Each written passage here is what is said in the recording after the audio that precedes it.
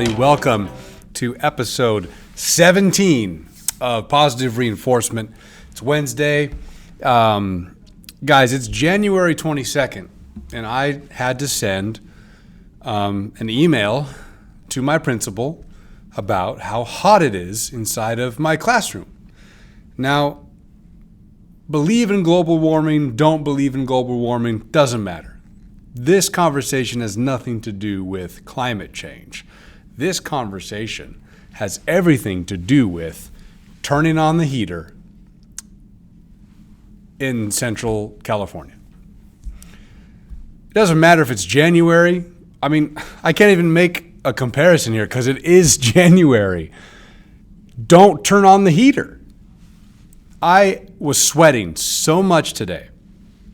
I couldn't take my jacket off. I'm wearing a gray shirt. I got the Atlantic and the Pacific going on here, okay? I take off my jacket, everyone's going to see my pits. Can't have that. I use something called Drysol. I think I established this back in like episode 3 or 4 for hyperhidrosis. Didn't think I was going to use it because it's January 22nd. But here I am, and I'm going to have to use it tonight because there's no way that the heater is going to be turned off. The heater has been on all day. The high today was like 62 or something like that. You don't need a heater. The only time you need a heater is when it's like 4 degrees outside. That's when it's like, okay, maybe we should turn the heater on, you know? Ridiculous. I was so hot today teaching that I never stopped and paused to think of an agenda. So I've got no agenda today. So we're just going off the top of my head here. I might look super duper shiny right now because of how sweaty I am. Oh, they just turned the heater off. How about that? Couldn't have done that today. Seemed like it was super easy. It literally just turned off right now. I don't get it. I don't get it.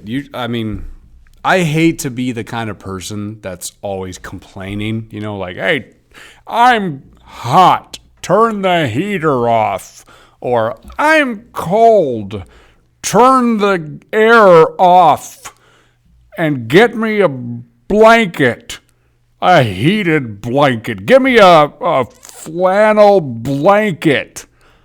That's the only reason why. That's the only thing that will warm me up. Make it happen now. Otherwise, I'm going to keep complaining. I don't like being that kind of guy. But, yeah, it's for me and my comfort. But students aren't going to freaking learn or want to read Julius freaking Caesar when they're sweating bullets. Like, if you don't have student comfort, it's already challenging enough if it was perfectly comfortable in here and every kid had a soda and every kid was able to put their feet up on an ottoman and get their shoulders rubbed. And, even in that situation, students are not going to want to read Caesar. So how do you think it is when it's freaking feels like 90 degrees inside of a classroom? It's just not going to happen. You know? What do you guys think of me drinking Fiji water, huh? I'm sure you guys have been judging me the whole episode so far just seeing this. Hey, who's bouncing a basketball, you know? I have my window open, obviously, because if I didn't, I'd be suffocated and dead right now. All right. Episode 17, let's do this. Right out of the gate, I just want to show you this so everyone can get the visual. Let me say it first. I want to build it up a little bit. Mr. Bacon, he drinks ungodly amounts of water every single day. And I'm not knocking him at all. I need to drink way more water than I do. And I already drink a lot every single day. But he'll drink probably 3 or 4. They're called double gulps at 7-Eleven. Not big gulps, double gulps. He will drink about 3 or 4 of these every day full of water. Now, in case you're not sure what a double gulp looks like, there it is. What do you think of that, Billy Shakes? Huh? What do you think of that?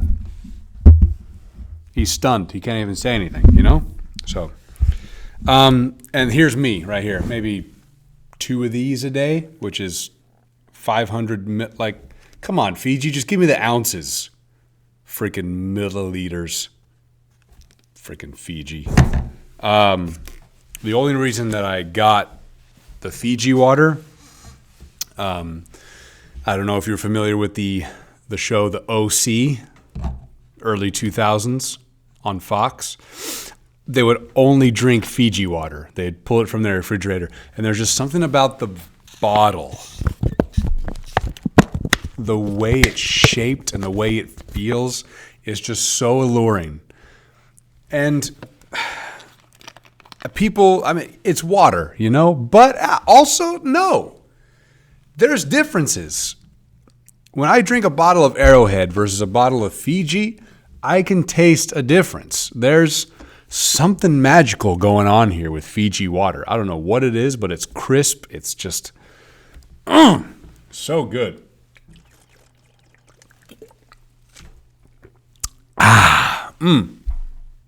Natural artisan water. Artesian. Artesian. Listen, guys, there's nothing more embarrassing than when an English teacher is not sure how to pronounce a word. But you know what? This is real life. Not going to take it out. It is what it is. Artisan. That's what I'm going to go with. Anyway, so I have not talked about anything substantial yet, and we're about 7 minutes in. So here we go. Guys, I might not talk much about teaching today. I'll be honest. I might, but I have just started a 90-day challenge diet. Now let me break this down. From about early summer of this year, or 2019, up until now, I have eaten probably the worst diet that I've ever had in my entire life. I was getting fast food constantly. It wasn't drinking soda, though. I, for some reason, remained disciplined with that. But gosh, guys, fast food every other day, chocolate and shit at home, cookies, brownies, blah, blah, blah, and I gained about 20 pounds. And I still have a lot of that weight on right now. I'm not happy. So I decided we got to make a change here. So I'm 11 days in, 11 or 12 days into my 90-day challenge diet. Now, on this diet, no fast food, no chocolate. Now that means no candy bars like Twix, I eat granola bars still, and I even eat those Cliff protein bars, just so I can have some kind of substance during the day. Because I don't eat breakfast, I don't eat a technical lunch, so I have that to hold me over. And that's part of it. Also, I've just gotten used to not eating breakfast, definitely, and very rarely eating lunch. That's just how I do it, man. I got stuff to do. I like to just sit and rest during my lunch break. I don't recommend living this way, obviously. Eat something during the day, but I've just done this for so long. Someone's texting me. Hold on.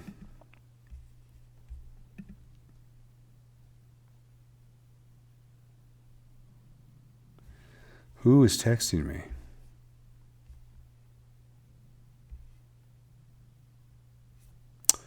I think it's Dylan. Pretty sure. What was I talking about? So the diet, chocolate, none candy bar form. No, can't have it anymore. But granola bars and stuff, I'll still eat it. No red meat. So hamburgers, steak, pork, things like this. Not eating at all. Only sticking to things like fish, chicken, turkey, those are the meats I'll allow myself to eat. No soda, obviously. No sugary drinks like Gatorade. It's got to be sugar-free Gatorade. What else am I cutting out? Basically, this is what my diet consists of. I got a bunch of those healthy choice TV dinners that are like 280 calories, chicken and pesto and broccoli and cauliflower, stuff like that. So I got a bunch of those. I love cereal. I cannot cut out cereal. But I got stuff like Raisin Bran and what is it called? Raisin Bran and like mini wheats, stuff like that. That's what I'm getting. And then cooking things like salmon, broccoli. I mean, I'm trying so hard here. And the first time I did the 90-day challenge diet, no cheat days, no days where I said, all right, let's just indulge. Nope. Didn't do any of that. And I lost almost 35 pounds. Now, my goal is to get 20 pounds off. And then I'd be right where I want to be. And I haven't been where I want to be in about 3 years. So come middle of April, hopefully I'm right where I want to be. Guys, my energy is so low right now. Today just zapped me with the heater being on all day. So I completely understand if you have already turned off this podcast. What am I talking about? I'm talking about my diet. That probably doesn't interest anybody. It doesn't even interest me. It sucks. I hate it. I don't want to be on this diet, but I also want to be on this diet because you got to remain disciplined, okay? Set out to achieve those goals. Don't give up on all that crap, you know? Just do it. Because if you stop doing it, then you're a loser. It's the bottom line. There's no other way to explain it. You give up on achieving a goal that you set out for yourself, you're a loser. You're a poser. That word needs to come back, by the way. And you're just a loser. So don't be a loser. Don't be a pathetic piece of shit. Set whatever goals you have and go after them. The bottom line, if you want it enough, you'll do it. If you really don't want it that bad, you're going to falter, right? That's the bottom line. So prove it by doing it. Oh, gosh. Guys, Julius Caesar. Oh, my gosh. I think last week I said I was really good at teaching Shakespeare. And I am. But it is so hard to maintain energy because, man, you really got to grab them and hold them with Shakespeare in order to keep them engaged throughout. And it is difficult. We are still in Act 1, and they're starting to be a little bit more familiar with it, but they're still, like the kids, I see them, especially my 6th period, I look at them and they're just like, oh my gosh. Because this unit lasts all the way until the end of March, and it's January 22nd, and we don't even read the entire play. We read the first 3 acts, and that's it. But you know me, I deep dive. We got to understand these characters like they're our own family, because that's what English is all about, these characters. Speaking of characters and all that and good stories and whatnot. Orcas Skylines. This is my Copacetic was the first story I wrote, and then I have been working on a sequel, and I finished that sequel, and now Copacetic and this sequel are going to join forces to become one story, which is Orcas Skylines. And I'm still in the editing process right now. My editor, Jeff, who edited Copacetic and Orcas, my original novel, he took a look at this one. He took a look. That's right? Took a look. He took a look at this one. It sounds wrong. He took a look. He took a look.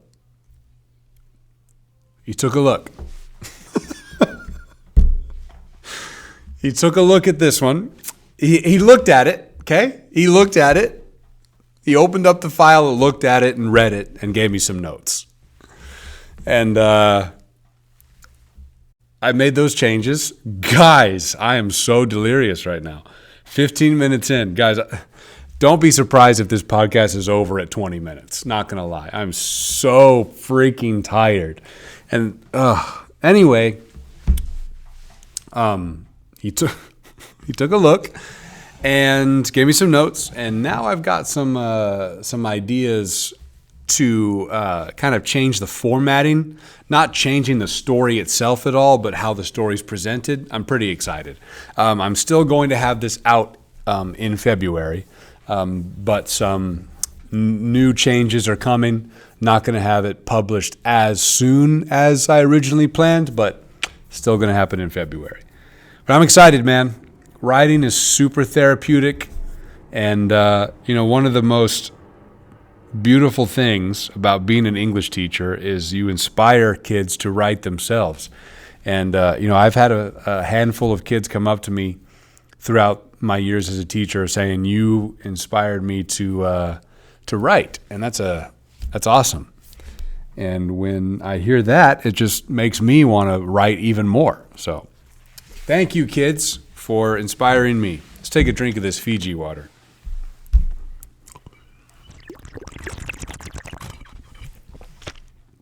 You hear that? You hear that crispness? That's Fiji, baby. So excited for that to be published and for that to come out. Caesar's been difficult, but it's also been fun. There's an assignment coming up in Act 2 of Julius Caesar. It's a surprise. I'll just say that. And I keep that particular assignment in the back of my mind when things get tough, because I know that assignment's going to rekindle my students' love for this class and for Caesar. So if they're not feeling it right now, something's coming, guys. And I don't want to say what it is because I feel like some of my students right now listen to the podcast. So got to keep the anticipation building, So I have the Bat Cave in my classroom, in case you're wondering. I fight crime in my spare time. But that's another podcast for another day. So Mrs. Baird, she got this giant water bottle too. It's bigger than this, but she looks so ridiculous when she drinks out of it because she's like that tall and the water bottle is like that tall. So it's pretty funny when she tries to grab onto it with one hand, like she can barely even grab it. It's pretty funny. Man, I get so inspired by all the teachers I work with. Like, Mr. Bacon's always been a health nut. Mrs. Baird seems to be on it too. Mr. Stock's terrible right now, but this morning he was like, I'm going to get back on it. So it's nice to have that extra support by seeing your colleagues also. Oh, and Molly, Miss Crum, I know you're on it too. So just more inspiration for me because I'm sick of it.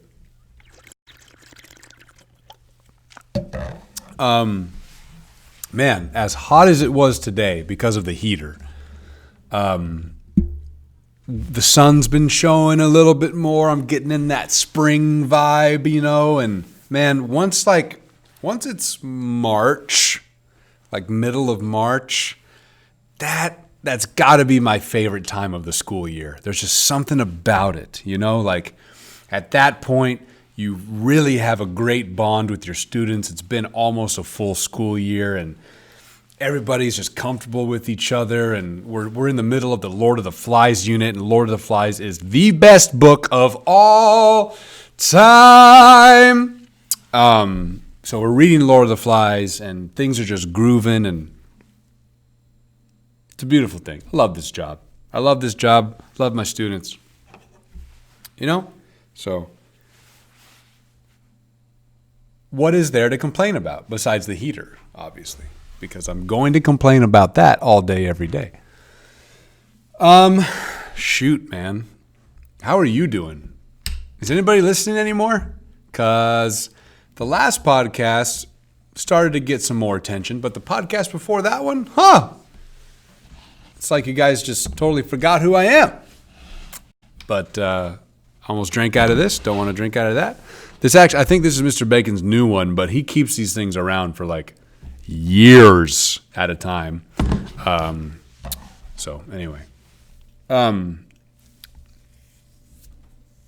do I want to say? What do I want to talk about? Let's look around. What do I want to talk about? A lot of different names in Julius Caesar that are similar. Calpurnia, Casca, Cassius, Crassus. That's tough for my students to remember, so it sucks. They brought in a fan into my room because it's so damn hot. So there's this cool new feature on Google Classroom. Sanger loves to use Google apps and whatnot, slides, sheets, spreadsheets.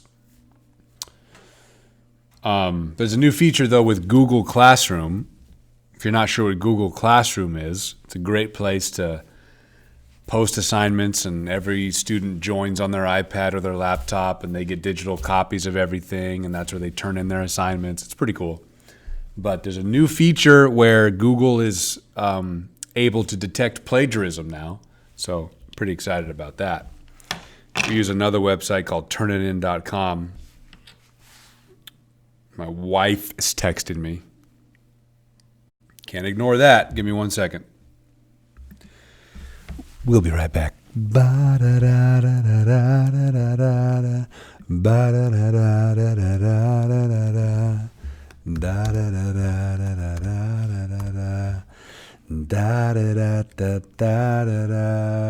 Boop. We're back. All right.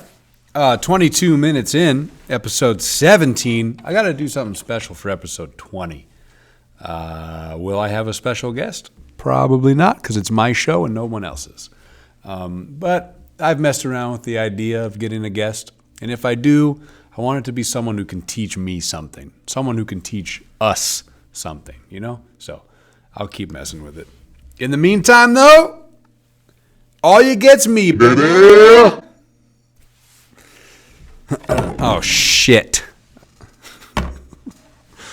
Guys, what's your biggest fear in life? Is it getting up and talking in front of people? I hope not. Because if it is, that's ridiculous.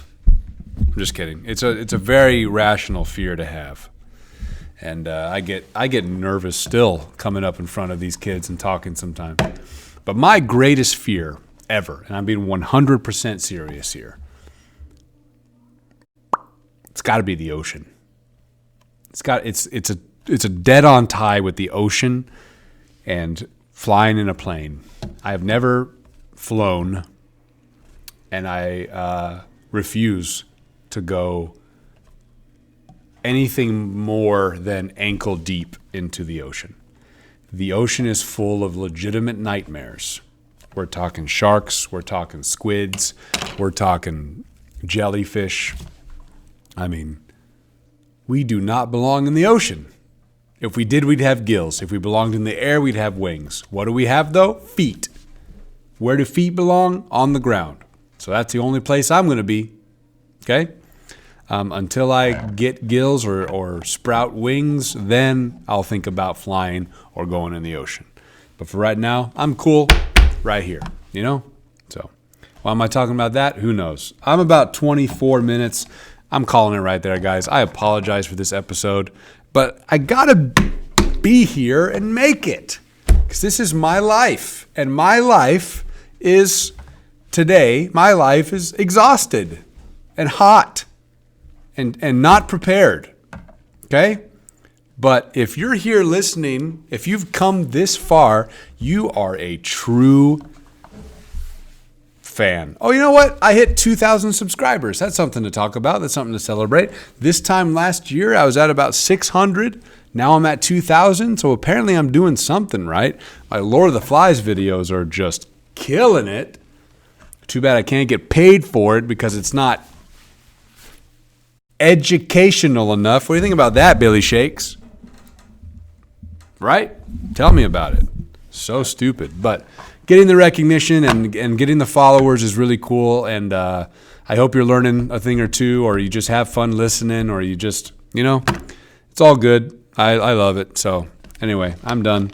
Have a great week. Have a very nice weekend coming up. Oscar season's right around the corner. Pulling for Joker all the way. I saw Marriage Story. It's actually really good. I really liked it. So Adam Driver was really good, especially good. So was Scarlett Johansson. But it's a good year for Oscars, man. So watch those movies. Take care of yourselves. Keep pursuing those goals. Teachers, stick with it. It's going to be a long semester. We've got a long way to go. But we're here. We're taking care of business, and that's because we care about the kids, right? Bottom line, no matter how hot it is, how cold it is, how sweaty and sticky it might be, how tough the curriculum might get, we're going to keep going. We're going to keep pushing, because if we quit, you're worthless. Go find something else to do if you quit. Get out of here.